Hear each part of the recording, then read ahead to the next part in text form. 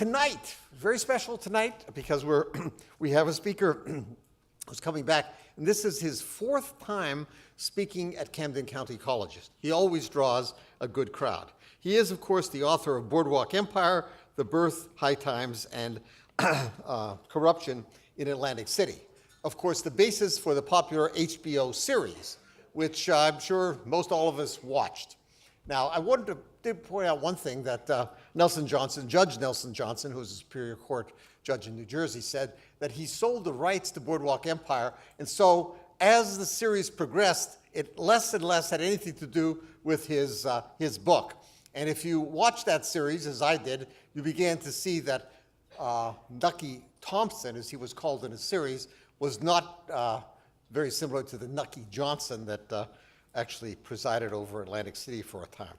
But anyway, in addition to that, he also wrote North Side, African Americans, and the Creation of Atlantic City. And I'm surprised that that didn't become an HBO series, but I think we'll have Nelson Johnson back to talk about that. In addition, he has spoken here on the creation of, he has spoken here incidentally on politics in New Jersey and Battleground New Jersey, Vanderbilt, Hague, and the fight for justice.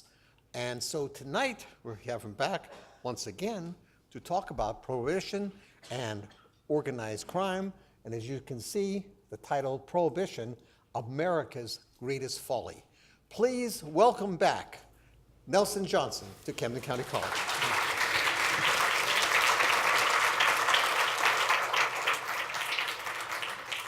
Good evening. Thank you. First, I want to tell you how honored I am to be in the presence of what my wife refers to as lifelong learners. Probably, the only grandparent I had was my grandfather. Everybody else died, real early. He lived to be old, real old, 94, had all his wits about him up until the day he died. I spoke to him 2 days before he died. He died sleeping in his chair. But my most memorable quote from him is, my nickname is Puggy. Puggy, when you stop learning, you might as well be dead. And I think that's so true. And I'm married to a woman who's so involved in education, and she always uses that phrase, lifelong learners. We want people to be lifelong learners, because if you keep excited and interested in things, it's going to really enrich your life. I'm excited for another reason. First, this is one of the best places to make a presentation, and I just love this. I don't know if you call it theater or how you refer to it, but it's a beautiful place to come to. I'm excited to be here because I'm going to get a chance to use some of my research, and let me explain to you what I mean by that. Whenever I've written 3 books and I'm working on a 4th one, and I just went through a what I call a bloody mess recently. Every time you do research and you do your first draft and your second draft of your book, and you start working your way through it, and you use all this research, then you find out you really can't keep it. It just doesn't fit within the confines of the book. If I had used all the research that went into the writing of Boardwalk Empire, it would have been 500 or 600 pages instead of 300 pages. And so when you do that cutting, you leave stuff back. And some of the stuff that I left back was my research on prohibition. So I'm going to get a chance to use my research on prohibition tonight. I refer to prohibition as America's greatest folly because it really was. Oh, talk about, a misadventure. Talk about wrong-headed. One of my favorite phrases is, the law of unintended consequences. Some pretty lousy things came out of it. Not what they had in mind. But there was a reason. There was a reason that prohibition did happen. As you know, in this country, we have censuses every 10 years, and dating back to 1800, we had the first census. But in 1830, what they learned is that a lot of people were consuming large quantities of alcohol. Now, why was that? One of the biggest reasons for it was that fresh, clean drinking water wasn't always available to people. There's a whole lot of reasons for that. You think, oh, back in those old days, they had their wells. Some of their wells got contaminated. Why did some of their wells got contaminated? Because they had cesspools near them. And the whole problem of getting fresh drinking water was a big deal. And so a lot of what they drank during the day was a crude sort of beer, a crude sort of whiskey, whatever it took to help them get through the day. And so people were abusing alcohol in the early part of the 19th century. There isn't any question about that. And what you can't appreciate is that, unless you think back through it, the same people who were interested in prohibition were also the children and the grandchildren of the abolitionists, because the abolitionists viewed slavery as a sin and they viewed alcoholism as a sin, and so they wanted to wipe them both out at the same time. The movement got started before the American Civil War. It got sort of sidetracked during the Civil War, but it continued, and the temperance movement, and it had several different names. It had the Anti-Saloon League, it had the Women's Christians Movement, but long story short, you had a group of people who were determined that they were going to do something about the problem of alcohol. And after the Civil War, the Women's Christian Temperance Union was probably the first formal ones that got their act together. Then you had the Anti-Saloon League, and there were several groups. This woman is one, and I just use her as an illustration of some of the people who were, again, we talk about the abolitionists, we talk about the anti-alcohol. You also have to talk about the women's movement for the right of suffrage, because they all overlapped after the Civil War. And this lady, Carrie Nation, I think she was about 4'10". This photo is pretty emblematic of how she sort of comported herself. She had the Bible in one hand and an axe. That's an axe she's holding in her right hand. And she would go into a bar and she would think nothing of all of putting an axe in the middle of the bar, breaking glasses, just to disrupt things. She was a dynamo. She was one of the first great visible leaders of the Prohibition movement, the anti-saloon movement. Women got very involved. The same women who were behind the abolitionist movement, the same women who were pushing for women's suffrage, they also were very involved in the alcohol movement. And one of the phrases was that lips that touch liquor shall not touch ours. And so women really threw down the gauntlet and said, if men are going to continue to drink and if families are going to be destroyed over alcoholism, we're going to fight you tooth and nail. And so the leaders of this movement truly were women. Men got onto it later on, but women were really the driving force behind the Prohibition movement. Now, as the movement gained steam, and it took many years. It did start back in the 1830s and 40s. It started developing a critical mass after the Civil War. But I would say before 1900, we were having adopted across the nation what was referred to as bishops' laws. And bishops' laws were a law that just about every state had, which was no sale of booze on Sunday. Well, in Atlantic City, the response to that was, what do you mean, no booze on Sunday? That's our biggest day of the week. And so they ignored the bishops' laws. But the bishops' laws were being enforced pretty vigorously around the country, and that was the first step towards outlawing alcohol altogether. And tavern owners really did feel under attack because they're talking about their livelihood going right down the drain or right out the window if prohibition became a reality.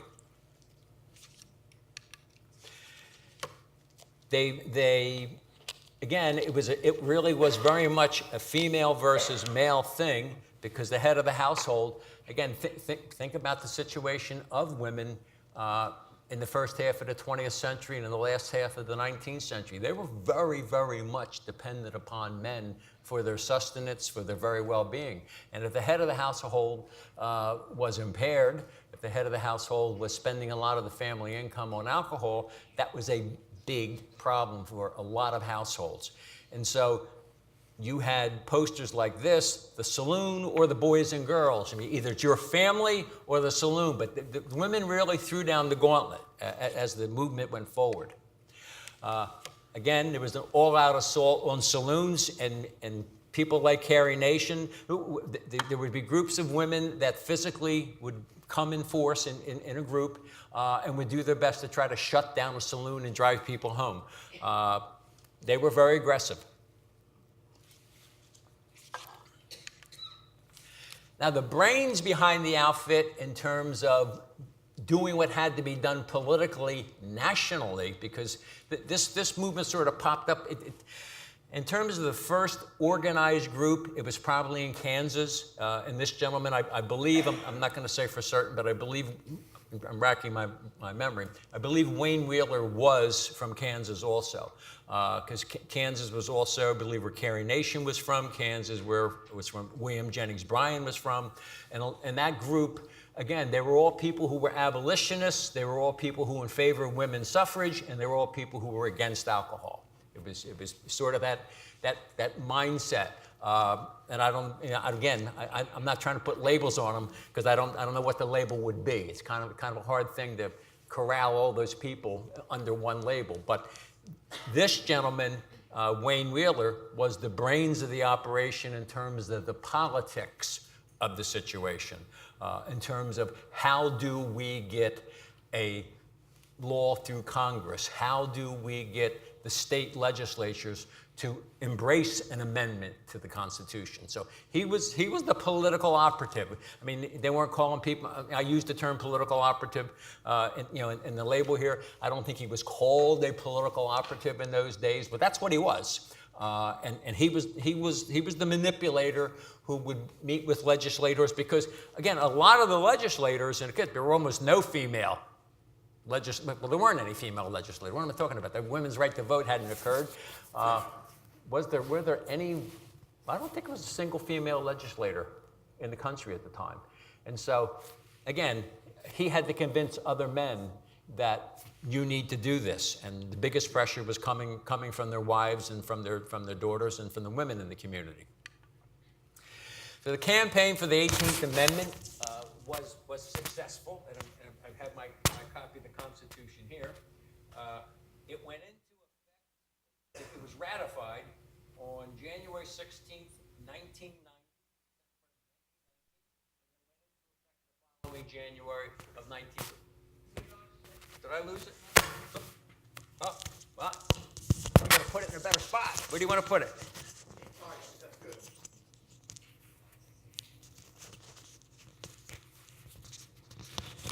How's that? All right. I get too animated. I knocked it off. Did we miss anything? Did you hear me? Did I don't know when I knocked this off. Did we talk about? I mean, you heard about Wayne Wheeler? Okay. Well, he was the political operative that made it all happen. The campaign really came to a head. During you had the women's suffrage movement and you had the anti-saloon movement, sort of, to use the colloquialism, they sort of cooled their jets during World War I, but after World War I, they got real busy again in terms of, we want the right to vote and we want alcohol banned. Alcohol was banned. It was the 18th Amendment was adopted January 16th, 1919, and it went into effect the following January because they had to create the Volstead Act and create a situation where they would want to try to enforce prohibition. Obviously, they weren't very successful, but the campaign was successful, and prohibition went into effect. Now, again, as I said, look, there were many places across the country, not just liquor stores, but also saloons, who they were forced out of business. And this did create hardships for a fair number of people. But now, let's talk about bootleggers. There are two kinds of men. There's men in this town, there are bootleggers and customers. What's a bootlegger? A bootlegger really covers an abundance of sins. It's the person who makes alcohol. It's the person who buys and resells it. It's the person who distributes it, maybe, at the request of somebody else, transports it someplace. It's somebody who sells it on the retail basis. But, what's a bootlegger? A bootlegger is someone who is involved in the illegal movement and sale of alcohol. That's what a bootlegger was. It was a very broad term meant to cover a whole lot of different situations. But if you were a bootlegger, you were involved in doing something illegal with regards to alcohol. Now, rum running, and this was Nucky Johnson's style, a lot of the booze that came into Atlantic City did come in on ships.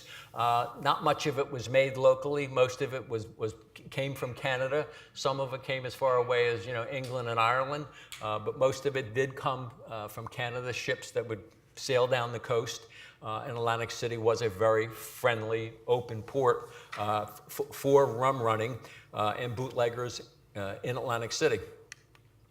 There were also in-home stills. Atlantic City didn't produce a lot of booze locally, but they did.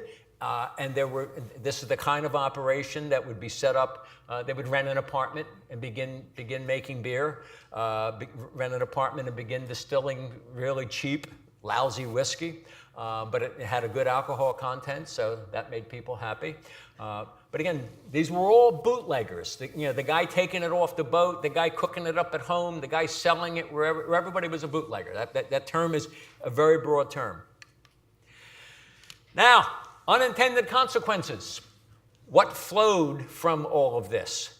Well, what flowed from it was wonderful opportunities for organized crime. Now, organized crime did exist prior to Prohibition. And again, a lot of the people who were involved in organized crime were involved in organized crime back in their home countries, and they brought their talents with them here. But what Prohibition did was gave them a wonderful opportunity. And let me explain to you why it was such a wonderful opportunity. The demand for alcohol didn't go away. The supply did, but the demand didn't go away. And so what you did, government, what we did is that we gave organized crime a monopoly in terms of the sale of alcohol, because you couldn't do it legally and government had nothing to do with it. And so people who wanted to drink were going to find a way to drink. But it gets worse if you think it through with me. Not only did the demand not go away, and we gave the supply now a monopoly of organized crime, but because it was illegal, organized crime was permitted to charge a premium. So, if you could get a beer for a nickel, well, in a speakeasy, it might cost you 10 cents. And I'm just using numbers, so I think you'll follow what I'm saying.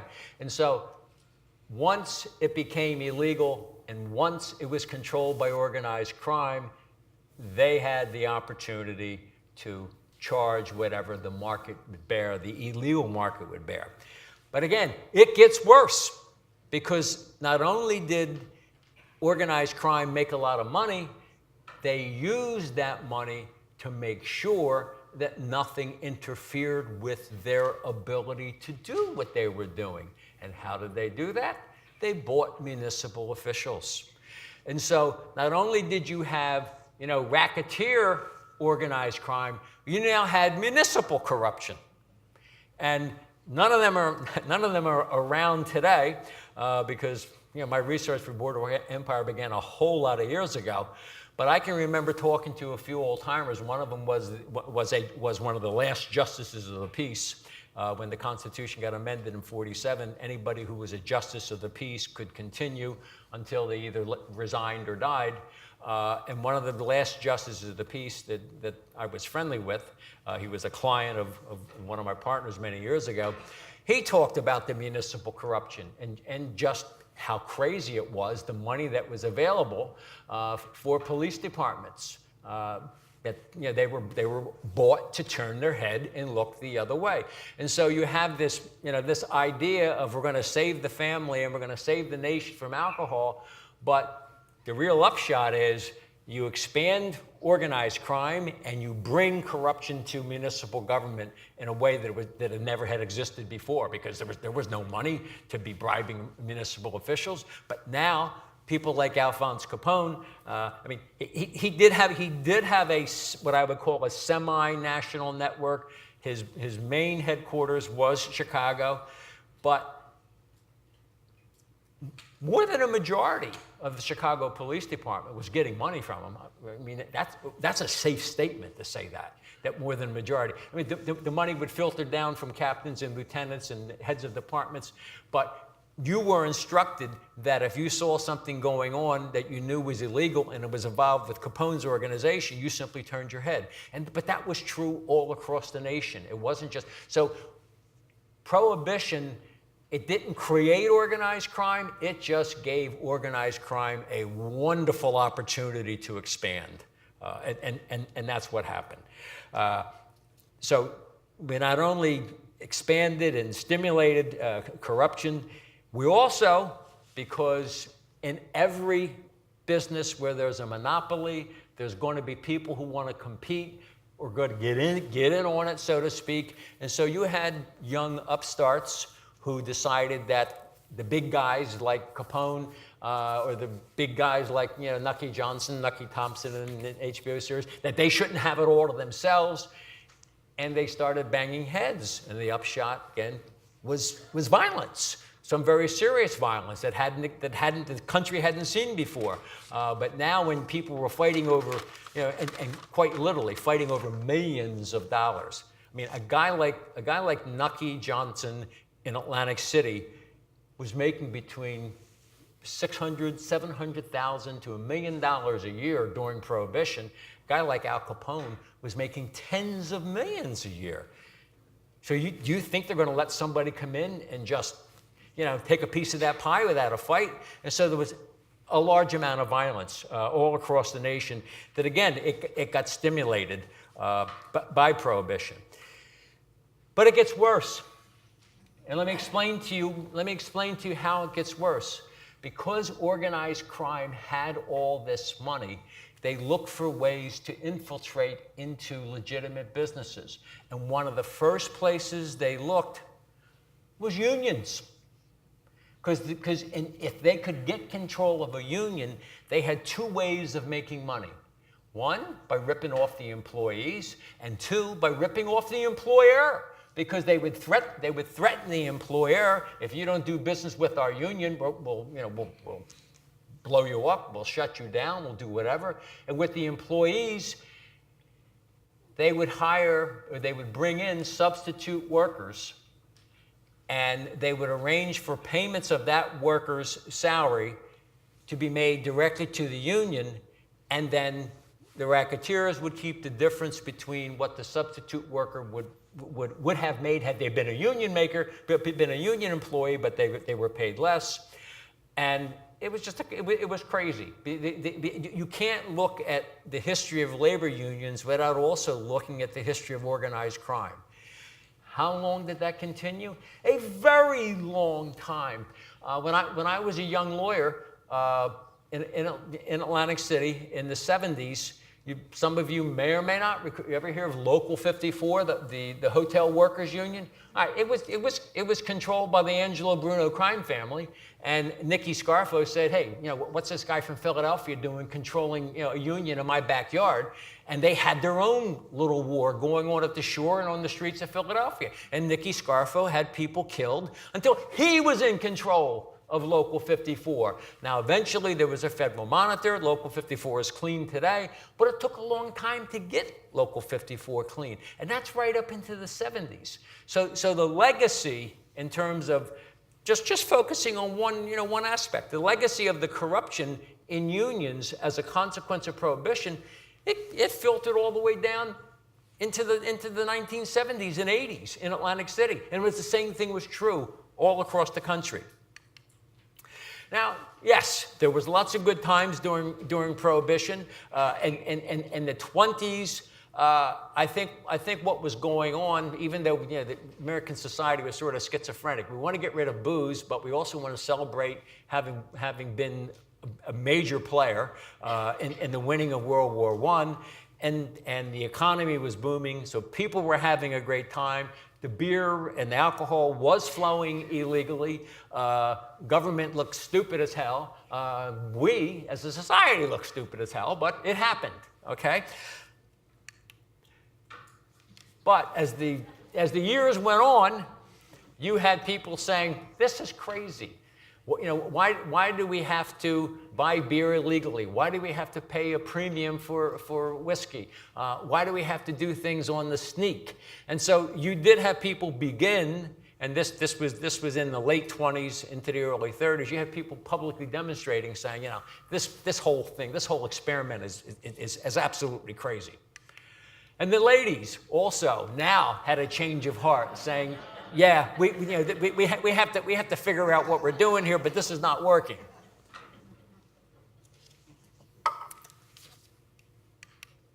And again, finally, and this is look, if you think about these dates, can you think about government working this fast? FDR, Franklin Delano Roosevelt, in 1932, part of his campaign was, we will repeal prohibition.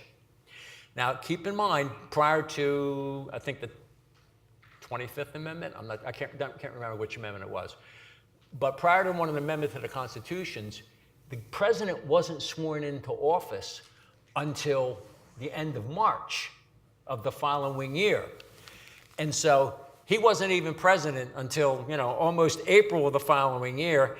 And so he gets into office of March of 1930,